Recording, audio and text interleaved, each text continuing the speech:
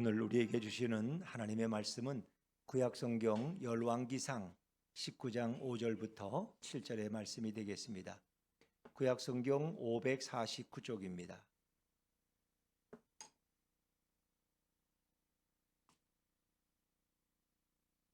열왕기상 19장 5절부터 7절의 말씀을 저와 여러분이 한 절씩 교독하겠습니다. 5절부터 한 절씩 교독합니다. 로뎀나무 아래에 누워 자더니 천사가 그를 어루만지며 그에게 이르되 일어나서 먹으라 하는지라. 본즉 머리맡에 숯불에 구운 떡과 한 병 물이 있더라. 이에 먹고 마시고 다시 누웠더니 같이 읽습니다. 여호와의 천사가 또 다시 와서 어루만지며 이르되 일어나 먹으라. 내가 갈 길을 다 가지 못할까 하노라 하는지라. 아멘. 할렐루야. 네, 오늘도 은혜의 자리에 나오신 여러분들을 진심으로 환영하고 축복합니다. 우리 좌우의 분들과 이렇게 한번 인사하시죠. 행복한 주일 되시기 바랍니다. 행복한 주일 되시기 바랍니다. 네, 감사합니다. 우리가 인생을 살다 보면 이 스포츠 경기를 통해서 우린 때로 인생의 교훈을 얻을 때도 있습니다.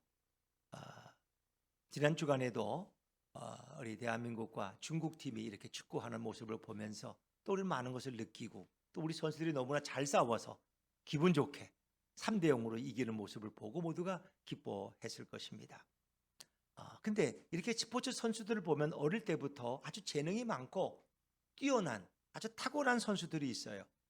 그런데 그런 선수들이 이렇게 고등학교를 졸업하고 대학에 지나가면서 서서히 사람들에게 잊혀져 가는 경우가 있어요.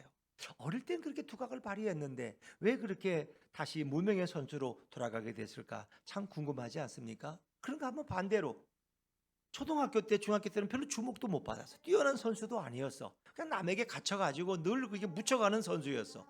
장래도 없어 보이고 별로 주목받지도 못했는데 어느 순간에 성장하면서 정말 뛰어난 선수가 되고 모든 사람의 주목을 받게 되고 이런 경우들도 봐요. 어느 날 순간에 갑자기 그가 축구계에 이름을 날리는 경우가 있죠. 저는 대표적인 선수라고 치면 2002년 월드컵 때 두각을 나타낸 박지성 선수 같은 사람. 사실 그 사람은 초등학교 때 축구를 좋아했지만 키가 워낙 작아서 그리고 발이 평발이기 때문에 발전 가능성이 없었어요. 몸이 약하고 오죽했으면 아버지가 개구리를 잡아다가 먹인 아들을 생각해서 또 고기 한번 실컷 먹여보려고 일부러 푸주간을 운영하면서 아이를 고기를 먹였던 그런. 근데 고등학교 때까지도 주목을 못 받았어요. 대학팀에도 오라는 데가 없었어요. 프로팀에서도 오라는 데가 없었어요. 그래서 여기저기 흔들다가 어디 전문대학에 그냥 그것도 정식이 아니고 선수로 어떻게 그냥 계약을 맺고 들어갔는데 마침 그 경기에 히딩크 감독이 오게 됐어요. 그래서 선수들을 찾다가 박지성이란 보화를 발견한 거예요. 왜? 감독의 눈에는 박지성이가 눈에 띈 거야. 다른 감독들의 눈에는 안 띄어. 저렇게 키가 작고 저런 선수를 뭘 쓰나 말이야. 그런데 히딩크의 눈에는 들었어. 히딩크를 데려다가 이제 올림픽에 월드컵에 참여를 시켰는데 대단한 선수로 히딩크의 품에 안기고 골을 넣고 그리고 히딩크가 데리고 가서 유럽에서 뛰게 하고 자기 팀에서 뛰게 하고 세계적인 선수가 돼서 돌아왔잖아요. 박지성 하면 이름을 뭐 거의 유명한 선수로 이래 있죠. 참 이렇게 앞에는 이제 독일에서 차붐을 일으켰고 그다음에 박지성 선수 지금은 또 손흥민이고 뭐 김민재고 이강인이고 너무나 훌륭한 선수들이 많죠. 근데 주목받지 못하다가 어느 순간에 이렇게 주목받고 뛰어난 능력을 발휘하는 선수들도 있다는 것입니다.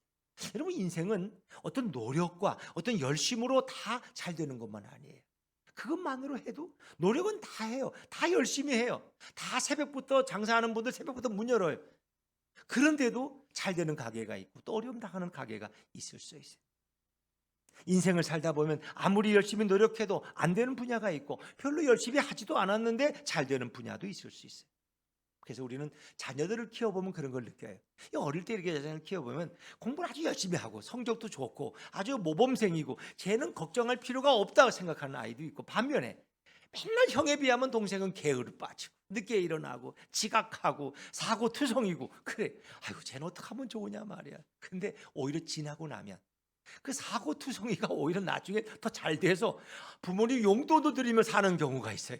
근데 그렇게 모범생이고 수재였는데 오히려 부모에게 근심거리가 되고 늘 사는 게 힘들고 부모의 도움이 필요하고 이런 경우들. 그래서 인생이라는 것은 이렇게 노력만 가지고 되는 건 아니구나. 뭔가 거기에 어떤 플러스 요인이 있는 거구나 하는 생각을 우리는 하게 됩니다. 인생을 살면서 열심히만 달린다고 다 잘 되는 게 아니에요. 오히려 인생을 살 때에 망한 것 같았는데 오히려 그 사람이 잘 되는 경우도 종종 있다는 거예요. 인생은 노력만으로 되어지지 않습니다. 인생은 자신의 뜻대로만 되어지는 것도 아닙니다. 여러분, 내가 낳은 자식도 내 마음대로 안 되잖아요. 그래서 인생이란 어찌 보면 노력대로 되지 않는 불공평한 구조를 우리는 종종 보고 한숨을 짓게도 됩니다. 인생이란 어찌 보면 자신도 모르는 사이에 무엇인가에 이끌려서 나갈 때가 훨씬 더 많습니다. 내가 왜 그때 그런 결정을 했지? 돌아보면 나는 그런 생각이 전혀 없었는데, 이걸 어떻게 설명할 수 있겠습니까?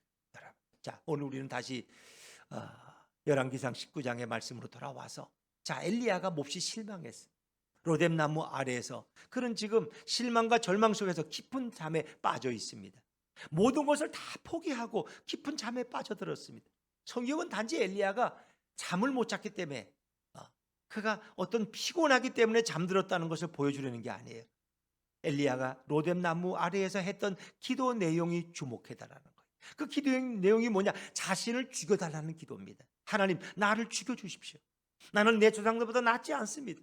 나를 이제 데려가 달라고 그렇게 기도하고 있습니다. 우리 지지난주에 살폈던 우리 열왕기상 19장 4절 말씀을 다시 한번 자막에서 읽어볼까요? 4절입니다. 시작. 자기 자신은 광야로 들어가 하룻갈쯤 가서 한 로뎀나무 아래에 앉아서 자기가 죽기를 원하여 이르되, 여호와여, 넉넉하오니 지금 내 생명을 거두시옵소서. 나는 내 조상들보다 낫지 못하나이다 하고. 아멘. 자, 엘리야는 자기를 죽여달라고 하나님 앞에 기도하고 있어요. 이 기도를 한 후에 영적으로 탈진해서 번아웃되어 그는 쓰러져 버리고 맙니다. 더 이상 일어날 용기도 없었고 더 이상 살아갈 마음이 없었어요. 그래서 엘리야는 로뎀나무 아래에서 모든 것을 다 포기하고 깊이 잠들어 있을 때 여호와께서 보낸 천사가 그에게 나타나게 되죠.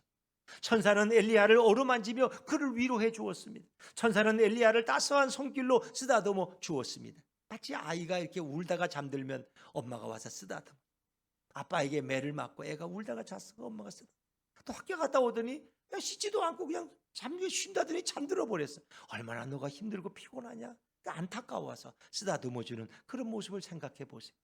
자, 우리 5절 말씀을 한번 다시 읽어볼까요? 오늘 본문 5절입니다. 시작. 로뎀나무 아래에 누워 자더니 천사가 그를 어루만지며 그에게 이르되 일어나서 먹으라 하는지라. 아멘.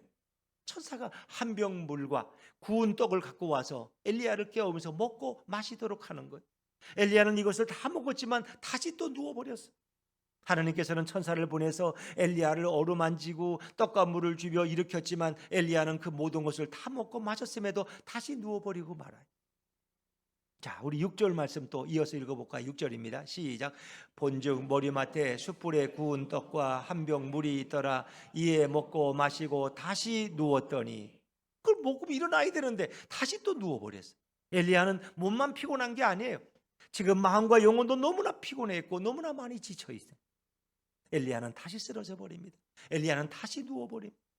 하나님께서 위로해 주시고 하나님께서 물과 떡을 먹여 주어도 그 모든 것을 다 먹고도 다시 쓰러지는 엘리야의 모습, 그는 도대체 일어나려고 하지 않습니다. 엘리야의 몸과 영혼은 너무나 지쳐 있었어요. 엘리야가 다시 누웠을 때 하나님은 또 포기하지 않고 다시 와서 또 다시 그를 어루만지시고 그를 깨워 주십니다. 일어나도록 어루만져 주시고 일어나도록 물과 떡을 또 먹이십니다. 일어나서 먹으라고 다시 힘을 주셨고 다시 격려해 주십니다. 자, 우리 7절 말씀 또 다시 읽어볼까요? 7절입니다. 시작. 여호와의 천사가 또 다시 와서 어루만지며 이르되 일어나 먹으라. 내가 갈 길을 다 가지 못할까 하노라 하는지라. 아멘. 이 천사도 포기하지 않아. 해보자는 거야. 안 일어나면 또 와서 깨우고 또 어루만지면서 일어나서 먹으라고. 일어나서 먹으라고. 내가 갈 길을 다 가지 못할까 하노라. 너가 이렇게 지쳐 쓰러지면 너 마지막 목적을 이루지 못하고 너가 가야 할 곳에 가지 못하지 않느냐 하면서 또 다시 와서 또 자가 붙었다는 것은 여러 번 다시 왔다. 여러분 깨워도 못 일어날 때가 있어요. 어떻게 해요? 참 이거 어려운 거죠. 그러니까 많이 지쳐 있는 거예요. 이 선지자의 이 나약한 모습을 우리는 봅니다. 선지자의 정말 절망적이고 연약한 모습을 보게 됩니다. 어떻게 선지자가, 아니 하늘에서 불과 비를 내리던 그런 위대한 선지자가 세상에 이렇게 몇 번을 깨워도 물과 떡을 먹고도 일어나질 않아. 너무 힘들대. 이 엘리야도 우리와 인성이 같은, 본성이 같은 사람이, 그도 역시 힘든 거예요. 우리도 힘들죠. 새벽기도 나오시는 분들은 뭐 자다가 그냥 시계처럼 발쩍 일어나서 새벽기도, 이런 분 별로 없어요. 네. 또 이렇게 들어누웠다가 오늘 꼭 가야 되나, 날씨도 추운데 그래도 가야지, 또 이러네. 뭐 저는 뭐 40년 목회했으면 뭐 새벽 종만 일어나면 발떡 일어날까요? 아니, 더 힘들어져. 오히려 일어났다가 너무 추워, 그러면 한 5분만 누웠다가 또 일어날까? 또 누웠다가 또 지나고 20분이 지나서 아이고 가야지, 일어나야지. 늘 이런 일들이 매일 아침마다 반복되는 거 아닙니까? 이 선지자 엘리야도 마찬가지. 그런 위대한 선지자에게 이런 갈등의 모습을 우리는 보여주는 거예요. 하나님께서 어루만지며 하나님께서 위로해 주시고 하나님께서 이 구운 떡과 한 병의 물을 주셨지만 엘리야는 펄떡 일어나지 못하고 이미 마음이 너무나 괴롭고 몸이 너무나 힘들었기 때문에 아무리 자신의 몸을 추스르고 일어나려고 해도 그동안 자신의 노력에 비해서 너무 실망스러운 결과가 왔기 때문에, 왜? 이스라엘 백성들을 하나님께 돌아오도록 갈멜산에서 제단을 쌓고 기도해서 하늘에서 비가 내리고 불이 내렸는데 이스라엘 백성들은 그걸 보고도 돌아오지를 않아. 하나님께로 회개하지를 않아. 오히려 자신은 도망다니는 신세가 되어 피난자의 신세가 되어서 몸도 마음도 영혼까지 너무너무 지쳐버렸어. 너무 마지막 기대가 커졌는데 그게 그냥 다 숲으로 돌아갔어. 7절에 천사는 엘리야에게 내가 갈 길을 다 가지 못할까 하노라. 다시 말해서 선지자가 너무 낙심하고 절망으로 인해서 가야 할 길을 가지 못하는 것에 대해서 안타까움이 있습니다. 엘리야는 이제 호렙산까지 가서 거기서 하나님 앞에 기도해야 될 사명이 있는데 거기까지 가지 못할까 봐 천사는 걱정하며 그를 깨우는 것입니다. 사랑하는 여러분, 하나님이 태초에 인간을 창조했을 때는 하나님은 날마다 아담과 찾아오셨어요. 아담을 찾아오시고 아담과 대화하시고 아담에게 힘과 능력을 부어주셨어요. 아담이 피곤해서 깊이 잠들었을 때는 하나님은 긴 밤 동안 옆에서 아담을 지켜보고 계시고 아담을 어루만지시고 그리고 내일도 힘차게 살아갈 수 있도록 힘과 능력을 부어주신 분이 우리 여호와 하나님이셨어요. 하나님이 주시는 은혜로 아담은 하나님을 날마다 찾을 수 있었고 하나님은 아담과 동행하셨고 하나님과 늘 대화하며 교제할 수 있는 친밀함이 있었어요. 그 은혜 가운데 아담은 날마다 살아갈 수 있었어요. 하나님이 아담을 날마다 어루만지시고 모든 것을 다 회복시켜 주시고 사랑스러운 아담을 어루만져 줬기 때문에 모든 힘과 지혜가 늘 아담에게는 아침마다 넘칠 수 있었어요. 아담이 하나님께 궁금한 걸 물어보면 하나님은 너무나 세세하게 친절하게 다 가르쳐 주시고 아담이 가야 될 길을 인도해 주셨어요. 자, 그런데 문제가 생겼어요. 인간의 마음속에 교만이 찾아왔어요. 교만한 인간은 결국 하나님의 명령을 어기고 선악과를 따먹고 불순종해서 자신에게 죄가 들어오고 말았어요. 이제는 자신의 생명의 근원이 되는 하나님을 떠난 존재가 되고 하나님을 버리고 하나님을 외면하기 시작했어요. 이것이 인간의 비극이에요. 이렇게 죄악이 들어온 후에 인간은 끝없이 타락하게 됩니다. 인간이 타락한 후에 인간은 다시는 하나님께 물어보지 못하게 되었어요. 다시는 하나님 앞에 간구하지를 못했어요. 모든 것을 스스로 내 힘으로 해결하려고 했습니다. 바로 이 모습이 타락한 인간의 모습, 바로 이 모습이 인간의 더럽고 추악한 모습입니다. 인간이 죄악으로 더러워졌기 때문에 다시는 인간이 지치고 피곤하고 아플 때 하나님은 인간을 더 이상 어루만지실 수가 없었어요. 힘을 줄 수가 없었고 인간들을 위로해 줄 수도 없었어요. 하나님께서는 타락한 인간들이 너무나 더러워졌기 때문에 그분의 거룩한 손으로 타락한 후에 배설물 같은 인간들을 더 이상 손으로 어루만지실 수가 없었고 그들의 어떤 간구에도 응답해 줄 수가 없었어요. 타락한 인간은 무엇을 하나님께 물어보고 싶어도 더 이상 하나님의 응답이 없습니다. 자신의 미천한 지식과 지혜로 인생을 실수와 실패 연속으로 살아야 하는 비참한 존재가 돼버리고 말았어요. 이러한 인간은 아무리 간구하고 기도해도 응답하지 않는 생명이 없는 돌과 바위에다가 평생을 기도하는 어리석은 인생을 삽니다. 동네 입구에 있는 큰 고목나무에가 절을 하면서 거기다 떡을 갖다 바치고 내 인생을 이끌어 달라고 거기다 절하는 비천한 인생가 되고 말았어요. 이것이 타락한 인생의 비참한 모습인 것입니다. 엘리야는 북이스라엘의 이스라엘 왕궁으로부터 이집트 근방에 있는 남쪽 호렙산으로 달려갔습니다. 이 호렙산은 이스라엘 사람들에게는 출애굽해서 첫 번째 있던 곳이 바로 호렙산, 그걸 다른 말로 신의 산이라고 불러요. 하나님이 모세에게 율법을 내려주신 그 산이 신의 산이고 다른 이름이 호렙산이. 엘리야는 하늘에서 불도 내리고 하늘에서 비도 내렸던 그였지만은 결국 엘리야에게 돌아온 것은 뭐예요? 북이스라엘 백성들이 다시는 하나님께 돌아오지 않는 것이었어요. 그들은 회개는커녕 꿈쩍도 하지 않고 흔들리지도 않았어요. 오히려 엘리야를 죽이려는 살해의 위협을 당할 뿐이었고, 엘리야는 이제 하나님이 계신다는 호렙산에 가서 도대체 어떻게 이런 일이 있을 수 있냐고 좀 하나님께 물어보고 싶었고 하나님께 간구하고 싶었어요. 그래서 열심히 달려가지만 유다의 남단에 위치한 광야의 뜨거운 사막이었던 부엘세바 한 로뎀나무 아래에서 그는 쓰러져 버리고 말았어요. 너무 지쳐서 그는 거기서 무너지고 말았어요. 사람들이 막 버티다가 어느 순간에 무너질 때가 있어요. 그러나 그때 하나님은 엘리야를 그냥 방치하지 않으시고 천사를 보내서 천사의 손을 빌어서 하나님은 엘리야를 어루만지며 그에게 다시 하나님께 와서 간구할 수 있는 힘과 위로를 주기를 원하셨어요.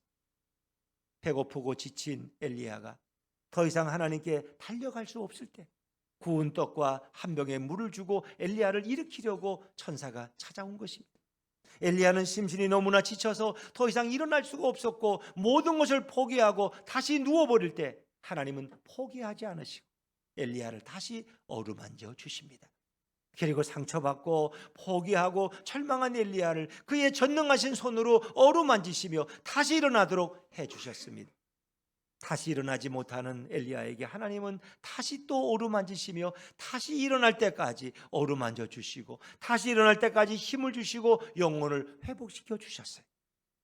엘리야가 아무리 대단한 선지자일지라도 하나님께서 그를 어루만지며 광야에서 먹을 것이 없을 때 떡과 물을 주셨기 때문에 엘리야는 자기의 길을 갈 수 있었고 엘리야는 호렙산에서 마지막 하나님 앞에 기도를 올릴 수가 있었어요.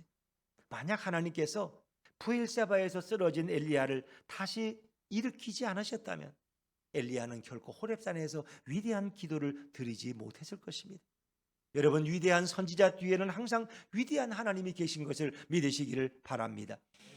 예수님께서는 이 세상의 모든 죄를 짊어지고 십자가에 죽기 전에 마지막으로 자신의 온 힘을 다해서 겟세마네 동산에서 기도하셨습니다. 예수님의 육신은 제자들처럼 피곤했지만 예수님은 간절히 자신이 죽음에 이르도록 세상의 모든 죄를 다 짊어지도록 간절히 기도하셨습니다. 이것이 겟세마네의 기도입니다. 십자가를 지기 전에 예수님 마지막으로 감람산에 올라가서 기도하십니다. 예수님이 간절히 기도할 때 예수님은 이미 수많은 사역과 마음의 큰 부담으로 매우 지쳐 있었습니다. 예수님이 기도할 때 온 힘을 다해서 간절히 기도할 때 그분은 뭐라고 기도합니까? 그는 자신을 죽여달라고 기도합니다. 그리고 그를 와서 도와주는 분들이 있어요. 자, 누가복음 22장 43절 말씀을 우리 자막에서 읽어볼까요? 43절입니다. 시작. 천사가 하늘로부터 예수께 나타나 힘을 더하더라 라고. 그렇죠, 힘을 더하더라. 예수님이신데 이분은 하나님이신 그분이 인간의 몸을 입고 이 땅에 오셨는데 너무나 지쳐고 너무나 쓰러질 것 같아서 그분이 기도하시는데 누가 와서? 천사가 와서 힘을 더했어요. 천사가 도와준 것이 아니라 하늘 아버지께서 천사를 통해서 예수님께 힘을 더하고 계셨다는 것입니다.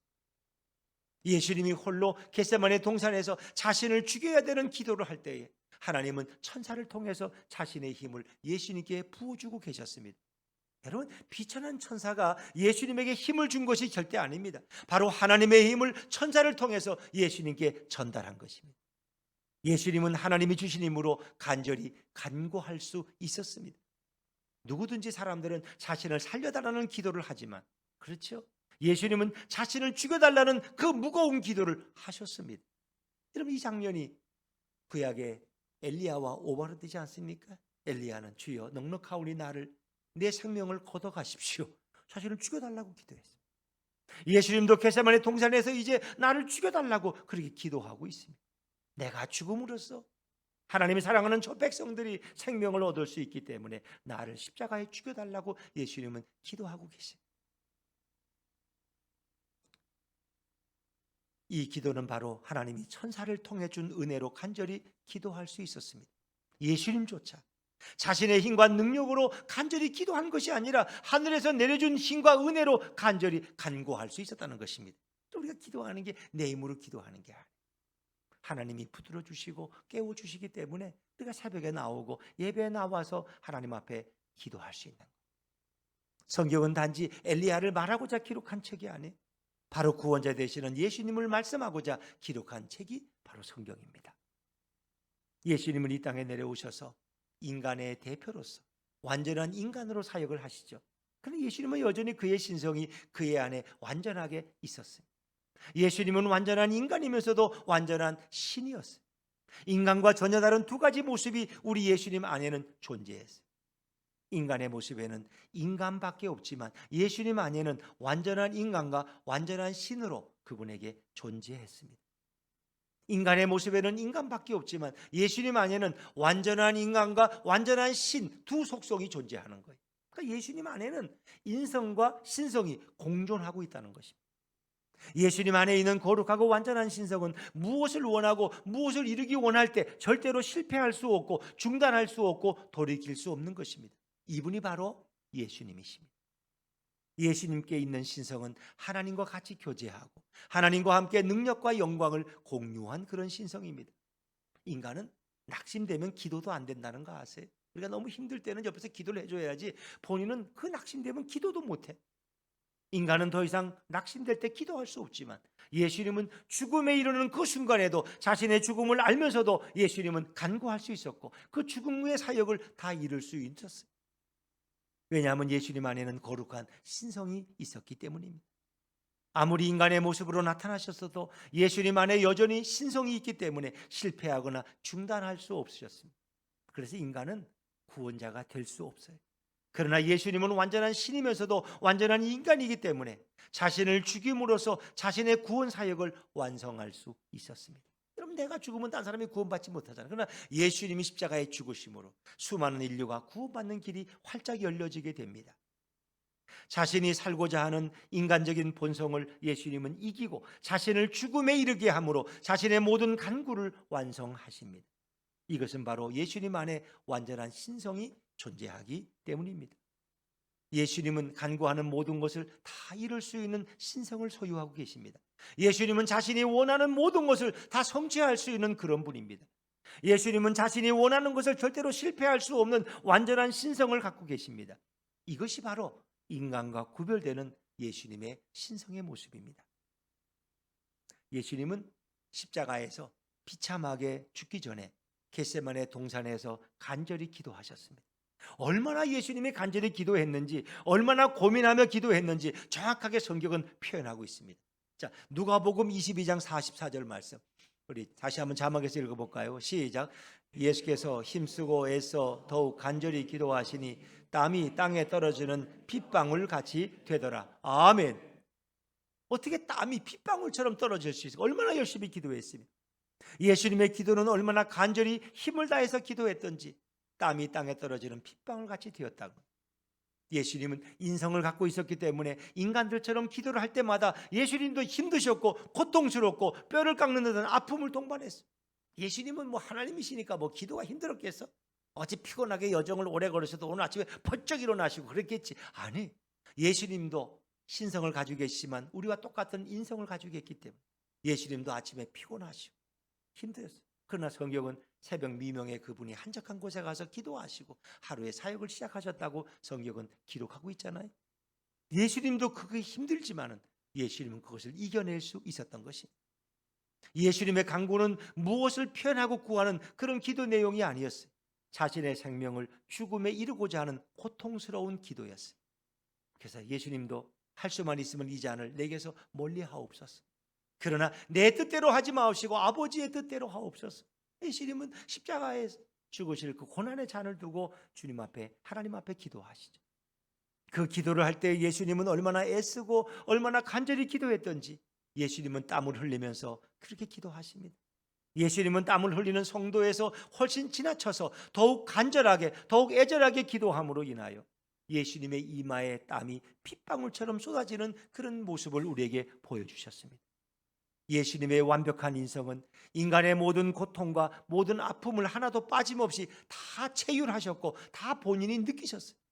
얼마나 힘들게 기도했으면 성경은 땀방울이 핏방울처럼 되었다고 정확하게 기록하고 있지 않습니까? 핏방울의 표현은 고통을 의미하는 것이고 이 핏방울은 곧 처절한 아픔을 가리키고 있습니다. 예수님은 죽음을 간구할 때 모든 것을 아버지의 뜻대로 자신을 죽음에 이르게 해달라고 간절히 간구할 때 예수님의 육신과 영혼은 땀방울이 핏방울처럼 애절하고 고통스럽게 보였습니다. 예수님의 사역은 참으로 힘들고 고통스러운 사역이었습니다. 예수님이 이 땅에 계시는 동안 수많은 기도를 하셨습니다. 특히 겟세마네 동산에서 십자가에서 모든 죄인들의 더러운 죄를 다 용서해 달라고 간절히 간구할 때에 제자들도 예수님과 함께 겟세마네 동산에서 같이 기도했어요. 그런데 제자들은 피곤해서 잠이 들었어요. 12명을 데리고 올라가서 3명만 또 베드로, 야고보, 요한만 더 깊숙한 산으로 데리고 가셔서 너는 여기서 기도하고 나는 조금 더 올라가서 기도하겠다라고 말씀하셨어요. 예수님은 기도하다 내려와 보시면 이 베드로, 야고보, 요한이 깊이 잠들어 있어. 그러면도 3번씩이나 그들을 깨우시고 그들은 예수님처럼 간구하지 못했고 잠에 깊이 빠져 있었습니다. 우리 마가복음 14장 37절부터 40절까지 좀 길지만 천천히 한번 같이 읽어볼까요? 시작. 돌아오사 제자들이 자는 것을 보시고 베드로에게 말씀하시되 시몬아 자느냐 내가 1시간도 깨어 있을 수 없더냐 들지 않게 깨어 있어 기도하라 마음에는 원이로되 육신이 약하도다 하시고 다시 나아가 동일한 말씀으로 기도하시고 다시 오사 보신즉 그들이 자는 이들은 그들의 눈이 예수께 무엇으로 대답할 줄을 알지 못하더라. 본인들 너무 힘들었을 거예요. 예수님이 3번씩이나 깨우니까 너무 민망하고 너무 미안해서. 왜? 근데 기도하려고 하면 또 그냥 잠에 취해가지고 또 자버리고 너무나 피곤. 제자들도 사실 제자들은 깨어 있어야 돼. 왜? 그 밤이 예수님과의 마지막 밤. 예수님은 이제 새벽녘에 로마 군병들에게 잡혀서 빌라도 법정으로 끌려가실 거예요. 그래서 예수님은 그걸 아시기 때문에 이들이 깨어 있기를 원했어요. 그들이 기도함으로 그 환난을 당할 때 능히 감당할 수 있게 하기 위해서 깨어라 기도라고 말씀하셨어요. 예수님은 제 아들이 실족하지 않도록 넘어지지 않도록 이 밤에 깨어서 기도하라고 몇 번을 명령하셨어요. 예수님은 자신의 생명을 바치는 이 간절한 간구를 냈을 때에도 자신의 제 아들이 시험에 넘어지지 않기를 간절히 바라는 마음에서 그들에게 자주 찾아와 기도하라고 타일르시고 제 아들이 깊은 잠에 빠지면 다시 어루만져 주시고 다시 깨어 기도하도록 위로하고 힘을 주신 분이 우리 예수님이. 그러나 예수님이 기도하다가 3번이나 찾아왔지만 제 아들은 여전히 잠에 깊이 빠져 있었어요. 예수님이 어루만지며 다시 깨어서 기도하도록 해주셨지만 제 아들은 계속 잠만 쿨쿨 잤습니다. 예수님은 제 아들이 큰 시험을 만나서 실족하기 전에 계속해서 제 아들을 깨우면서 다시 기도하도록 힘과 위로를 주셨습니다. 예수님은 이렇게 겟세마네 동산에서 그의 제자들을 어루만져 주셨습니다. 마치 여호와의 천사가 지치고 피곤한 엘리야를 어루만지시고 쓰다듬은 것처럼 예수님은 제자들을 어루만지시고 그들을 깨우셨어요. 구약의 사건은 모두가 예수님에 대한 신약의 사건과 연결이 되어 있다는 것입니다. 우리의 기도, 간구란 무엇입니까? 여러분, 기도와 간구는 같은 말입니다. 성경에서 내 힘으로, 내 능력으로, 내 노력으로 기도하는 것이 성경이 말하는 그런 기도일까요? 아니에요. 성경이 말하는 기도는 인간이 간구할 수 없는 상황에서 인간은 포기하고 싶고 인간은 절망하고 인간은 낙심해서 더 이상 기도할 수 없을 때 예수님께서 나타나셔서 엘리야를 어루만지며 다시 일어나도록 해주시는 것, 이것이 바로 성경의 간구입니다. 또 예수님께서 제자들에게 오셔서 겟세마네 동산에 깊이 잠든 제자들을 어루만지시며 다시 일어나서 간구할 수 있도록 해주시는 것, 이것이 바로 성경의 기도고 간구입니다. 어떤 인간도 스스로의 힘과 경건의 능력으로 하나님께 기도할 수 없습니다. 어떤 인간도 스스로 자신의 영성으로 간구할 자는 아무도 없습니다. 죄 많고 부족한 인간이 간구할 때에는 반드시 누군가 주님께 간구할 수 있도록 어루만지시는 역사가 있어야 되고 어루만지는 분이 필요한 것입니다. 가장 어리석은 인간은 자신의 힘과 경건으로 자신의 주님께 간구하는 줄 착각하는 자입니다. 인간은 평온할 때 간구하기보다 인생에서 가장 힘들고 어려울 때 기도하게 되는데 예수님께 간구하는 자에게 예수님의 영을 부어주셔야 우리는 기도할 수 있고 간구할 수 있는 것입니다. 예수님께서 어루만지시며 다시 일어날 수 있는 힘과 능력을 우리에게 주셔야 합니다. 저는 자녀들을 키워보면 어때요? 자녀들은 어느 정도 성장하면 자기가 혼자 밥 먹고 혼자 옷 입고 혼자 성장했는지를 알아요. 뭐 엄마가 나한테 해준 게 뭐 있어? 맨날 직장에만 나가고 내가 혼자 다 컸지 뭐. 내가 혼자 밥 찾아 먹고 내가 혼자 옷 입고 뭐 학교 갔다 오고 자기가 혼자 다 했대. 이 자식들의 착각이야. 그러나 자녀들은 부모들의 정성과 사랑으로 수없이 자녀들을 어루만지시고 그들을 키워주지 않으셨습니까? 간구란 자신의 힘과 경건으로 할 수 있는 영역이 아닙니다. 간구란 자신의 힘과 경건이 아니라 누군가 영혼과 마음을 어루만지시며 다시 간구할 수 있는 용기를 주시고 다시 간구할 수 있는 성령을 부어주기 때문에 우리는 기도의 자리로 나올 수 있는 거예요. 간구라는 것은 예수님의 어루만짐으로 이루어지고 간구라는 것은 예수님의 영으로 계속 간구하게 됩니다. 간구라는 것은 노력이 아니라 예수님의 은혜입니다. 기도는 우리의 노력으로 하는 게 아니에요. 예수님이 은혜를 부어주셔서 우리가 기도할 수 있는 것이고 기도의 자리에 설 수 있는 거예요. 하나님 아버지께서 인간을 창조하시고 간구할 필요도 없이 날마다 대화해 주시고 날마다 어루만져 주셨습니다. 그러나 인간은 하나님을 거부하고 결국 타락을 경험하게 되었어요. 타락한 인간은 이제부터 생명이 없는 바위에게 간구하고 고목나무에게 가서 복을 달라고 간구하는 그런 비참한 존재가 되어버렸어요. 아무 응답도 할 수 없고 사람의 손으로 만든 우상들인데 그 인간의 손으로 만든 우상 앞에 하루 종일 간구하고 평생을 기도하는 타락하고 어리석은 존재가 바로 인간의 모습입니다. 인간들은 이렇게 살았기 때문에 죽고 난 다음에 결국 영원한 지옥에 떨어지고 영원히 돌아설 수 없게 되는 것입니다. 이렇게 소망이 사라질 때 하나님 아버지께서 예수님을 이 땅에 보내셔서 모든 인간들을 직접 어루만져 주시고 다시 깨워주시고 간구할 수 있는 은혜를 베풀어 주셨습니다. 하나님께서 구원자 예수님을 준비하지 않으셨다면 타락한 인간은 다시 어루만지시는 은혜를 경험할 수 없었고 다시 예수님을 통해서 우리는 하나님 앞에 나아갈 수가 없었어요. 하나님 아버지께서 예수님을 보내셨기 때문에 죄인들인 우리는 다시 하나님 아버지와 대화할 수 있는 존재가 되었습니다. 하나님 아버지는 자신을 버리고 떠난 타락한 인간에게 끝까지 자비와 긍휼을 베푸시는 은혜의 하나님인 것을 믿으시기를 바랍니다. 엘리야는 하나님께 간구해서 하늘에서 불과 비를 내린 놀랍고 뛰어난 선지자라고 우리는 생각합니다. 엘리야는 그 어느 누구보다도 위대한 능력의 종입니다. 그러나 엘리야도 사역을 하면서 힘들고 어렵고 답답한 상황에서 결국 더 이상 기도하지 못하고 주저앉았고 낙심해서 쓰러진 사람이 바로 엘리야였습니다. 이렇게 답답한 상황 속에서도 엘리야가 큰 능력을 행사할 수 있었던 것은 바로 계속해서 그가 사역할 때마다 그를 어루만지시고 그가 간구할 때마다 주의 성령을 부어주시고 엘리야가 노엘나운 사역을 할 때마다 그를 이렇게 세운 분이 계셨기 때문입니다. 그분이 누구십니까? 바로 예수님이십니다. 엘리야는 가장 큰 사역을 했지만 그의 사역보다 더 크고 더 위대한 분이 엘리야를 항상 잡아주고 도와준 분이 계셨습니다. 그러기에 엘리야가 우뚝 다시 설 수 있었던 거예요.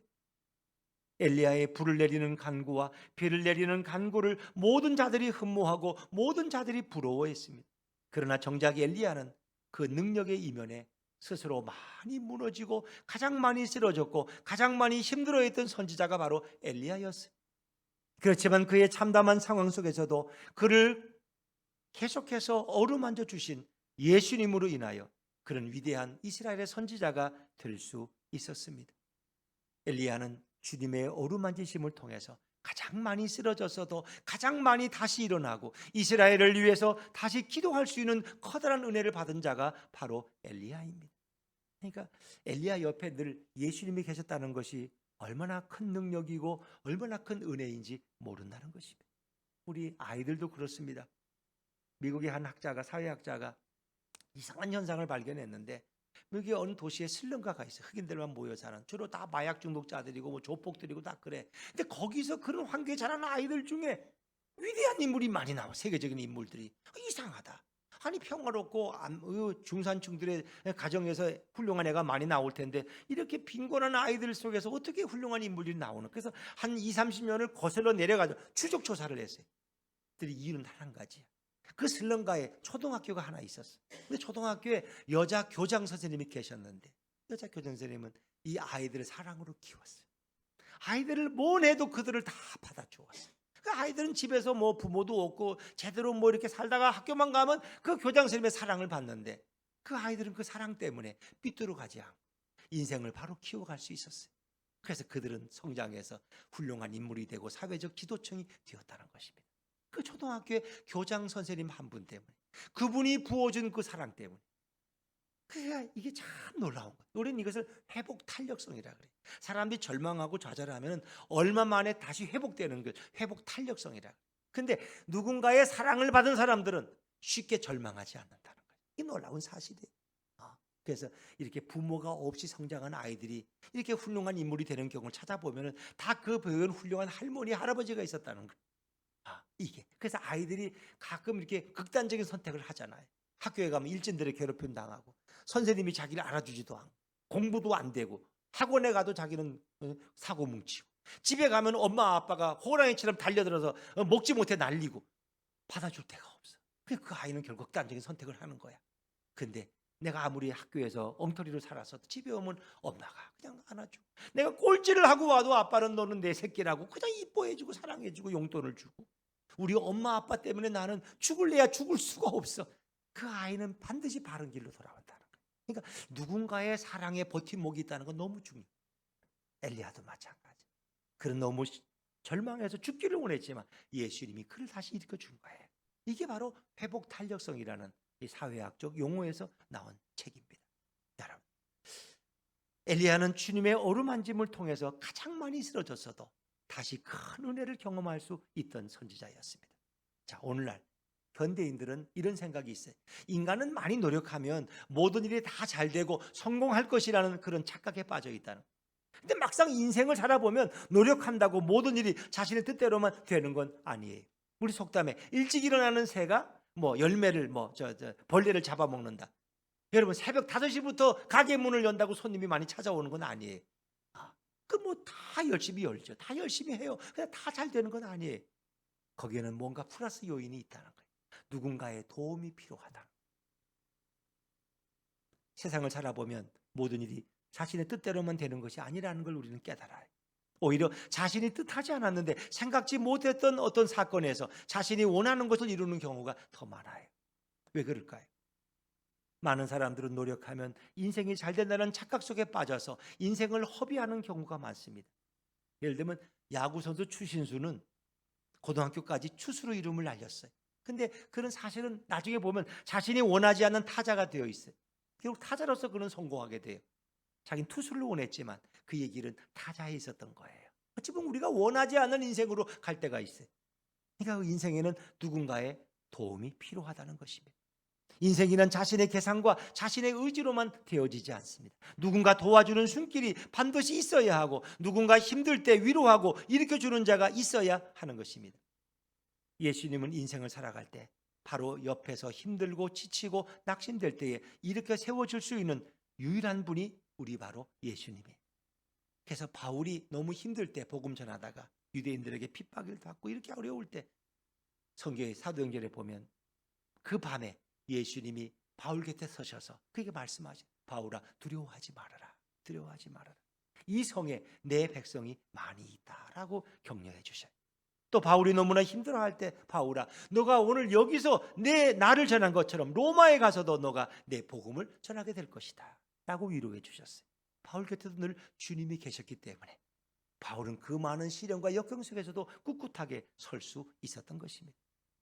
사랑하는 여러분, 아무리 자신이 원하는 것을 온 마음으로 간구한다고 할지라도 결코 자신의 인생은 자신의 뜻대로 되어지지는 않습니다. 예수님만이 인간이 원하는 모든 것을 이루어지게 해주십니다. 누구든지 예수님께 나오면 예수님께서 인생의 겨울이 찾아와서 춥고 우리가 힘들어할 때에 따스하게 위로해 주시고 따뜻한 이불로 우리를 덮어주시는 분이 바로 우리 예수님이에요. 그러나 따뜻하게 찾아오는 예수님을 거부하면 냉혹한 인생의 세계에서 결국 자신의 힘으로 인생을 살 수 없다는 것을 뒤늦게 깨닫고 후회하면서 외롭게 인생을 마쳐야 되는 것이 우리 인간의 운명인 것입니다. 사랑하는 여러분, 성도는 자신이 간구해서 자신의 목표가 이루어진 자가 아닙니다. 성도는 자신의 경건과 자신의 거룩으로 자신의 뜻을 이루는 자가 결코 아닙니다. 성도가 간절하게 기도할 수 있는 것은 예수님께서 기도할 수 있는 은혜를 한량없이 부어주셨기 때문에 우리는 기도할 수 있는 것입니다. 새벽 기도에 나온 성도들이 자신의 열정과 자신의 노력으로 새벽 기도에서 열심히 기도한다고 생각한다면 이것은 예수님을 모르는 조기 좋은 착각입니다. 성도가 열심히 간구할 때 바로 그 앞에서, 그 옆에서 간구할 수 있는 은혜와 힘을 주신 분이 바로 우리 예수님이신 겁니다. 성도가 열심히 신앙생활을 하는 것은 성도의 경건과 노력으로 이루어지는 것이 결코 아닙니다. 성도가 열심히 신앙생활을 하도록 끊임없이 예수님이 어루만져 주시고 그를 일으켜 세워주시고 쓰다듬어 주시기 때문에 우리는 신앙생활을 지속할 수 있는 것입니다. 위대한 선지자였던 엘리야조차 로뎀나무 아래에서 쓰러졌을 때 그가 스스로 일어난 것이 아니라 예수님이 일으켜 세운 것처럼 성도들도 날마다 수많은 시련과 절망 속에서 신앙생활을 할 때에 예수님의 어루만지시며 다시 일어나도록 간구하도록 힘을 주셨기 때문에 우린 다시 신앙생활을 지속할 수 있는 것입니다. 성도는 노력으로 신앙생활을 하는 것이 아니라 성도는 예수님이 베풀어 주신 은혜로 말미암아 신앙생활을 할 수 있습니다. 이 사실을 성도는 분명히 알아야 합니다. 자신의 힘이 아니라 예수님이 주신 은혜라고 분명히 고백할 수 있어야 합니다. 그래서 성도가 날마다 주님의 은혜 가운데 살아간다면 날마다 자신을 찬양하지 말고 주님을 찬양해야 할 것입니다. 그러나 적지 않은 성도들은 자신의 노력과 열심으로 헌신으로 무엇을 하고 있다고 착각하는 경우가 너무나 많아요. 그렇게 게으르면 되냐고, 나보라고 이렇게 열심히 나는 어릴 때도 열심히였고 지금도 기도도 열심히 하지 않느냐고 자기의 공로로 돌리는 경우가 너무나 많아요. 이건 완전한 착각이에요. 내가 오늘 그렇게 할 수 있었던 것은 주님이 나를 붙들어 주셨기 때문에 가능한 것이다. 성도는 날마다 간구하지 않고 날마다 신앙을 중단하고 싶은 유혹을 받지만은 그때마다 예수님께서 나를 어루만지시며 다시 일으켜 주셨습니다. 이것을 정확히 아는 자가 바로 성도입니다. 인생이란 높은 산을 올라가는 것과 같습니다. 그럴 때 우리가 안전한 줄을 몸에 두르고 있다면 자신의 실수로 혹 떨어진다고 해도 추락사하지 않을 수 있게 되는 거죠. 고층 빌딩에 유리창 닦는 분들 가끔 사고 일어나요. 밑에 이게 망기인데 그게 무너져 버렸어.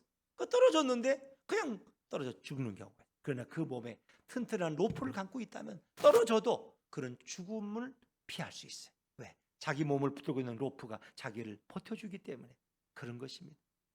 예수님께서 우리를 붙드시지 않으면 우리는 단 한순간도 설 수가 없는 것입니다. 여러분, 인생에서 힘들고 어려울 때 주님이 반드시 나타나서 자신을 다시 일으켜 세울 것을 아는 자가 진정한 성도입니다.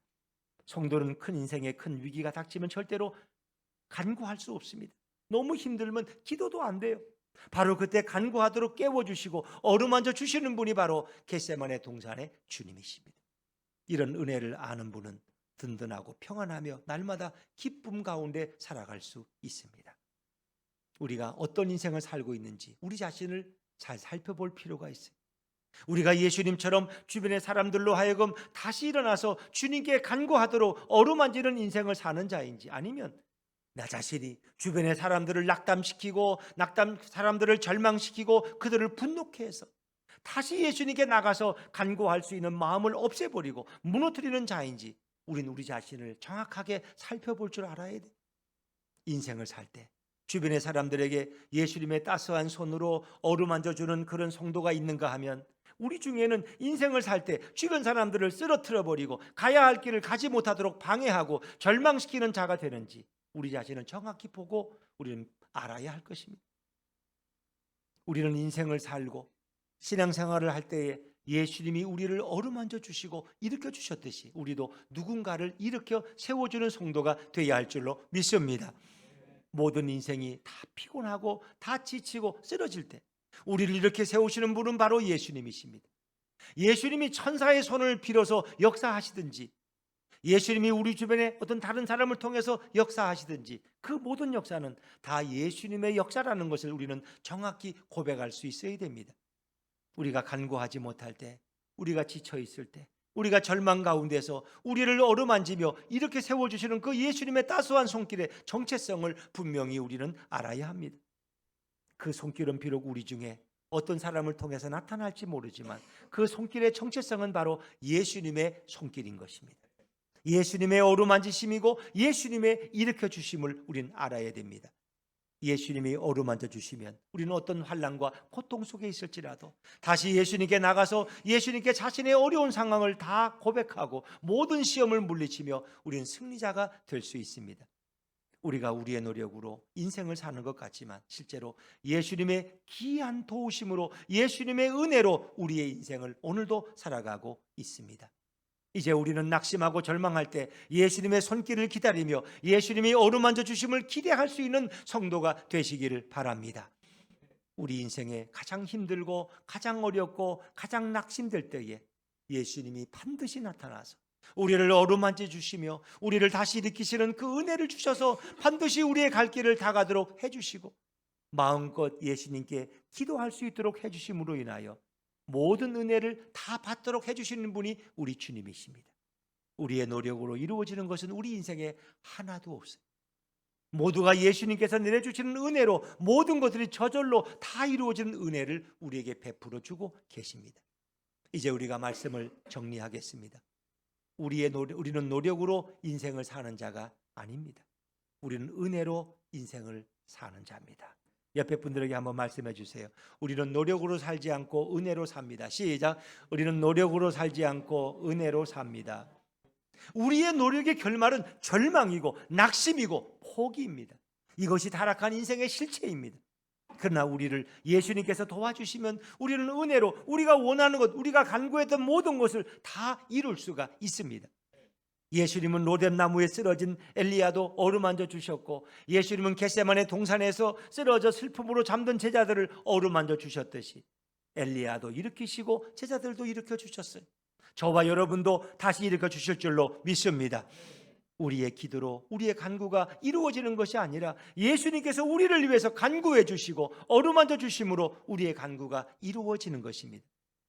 이렇게 성경은 창세기부터 계시록까지 기록되어 있습니다. 성경을 읽으면 읽을수록 분명한 사실은 우리 인생은 노력으로 사는 것이 아니라 하나님의 은혜로 사는 것이고 예수님의 붙드심과 어루만지심과 쓰다듬어 주심으로 우리가 살아갈 수 있다는 진리를 깨닫게 됩니다. 성경을 깊이 읽으면 우리 인생에 가장 힘들고 가장 절망스러울 때에 예수님은 반드시 우리를 어루만지기 위해서 우리 곁에 찾아오시고 우리가 일어나서 우리에게 주어진 인생길을 다 가도록 도와주시고 역사해 주시는 분이 우리 예수님이라는 사실을 성경은 증언하고 있습니다.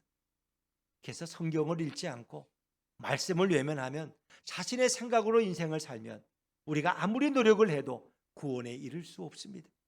또 아무리 노력해도 인생이 자신의 뜻대로 되지 않는다는 것을 모르고 날마다 노력의 우상을 섬기고 날마다 노력하는 자신을 하나님보다 더 믿고 우상을 섬기다가 끝내 유대교와 중세의 천주교처럼 망하게 되는 인생들이 있습니다. 성경을 깊이 묵상하고 말씀을 날마다 가까이 하게 되면 예수님이 주시는 은혜로 남은 인생 동안 어떤 시련이 찾아와도 어떤 고난이 찾아와도 예수님의 어루만져 주심으로 인해서 우린 다시 일어날 수 있고 예수님의 은혜로 모든 간구가 다 이루어지는 축복을 받게 될 줄로 믿습니다. 예수님의 어루만지심을 날마다 받는 성도는 얼굴이 해처럼 빛나요. 아니 저렇게 어려운 가운데 어떻게 저렇게 웃을 수 있고 저렇게 얼굴이 빛날 수 있을까? 그러나 깜깜한 인생길에서 예수님의 어루만지심을 느끼지 못하는 자는 교회를 다녀도 가슴이 답답하고 교회를 다녀도 얼굴에 평안도 기쁨도 없는 어두운 인상으로 계속 홀로 살아야 되는 것입니다. 우리의 수본교회는 모두가 성경을 깊이 읽고 말씀을 사모하는 성도들이 되어서 예수님이 주시는 은혜로 날마다 해바라기처럼 웃고 기뻐하는 성도가 되시기를 바랍니다. 우리의 인생이 로뎀나무 아래에서 좌절할지라도 우리의 인생이 겟세마네 동산 아래에서 슬퍼할지라도 예수님이 찾아오셔서 우리를 다시 일으켜 주심을 우리 모두는 분명히 믿고 확신해야 할 것입니다. 오늘도 예수님은 하늘에서 신령한 은혜를 항상 우리에게 내려주시는 참 좋으신 분이고 우리와 동행하시는 생명의 구주가 되십니다. 주님의 은혜로 인해서 오늘도 승리하며 찬양하는 저와 여러분 되시기를 주의 이름으로 축원합니다.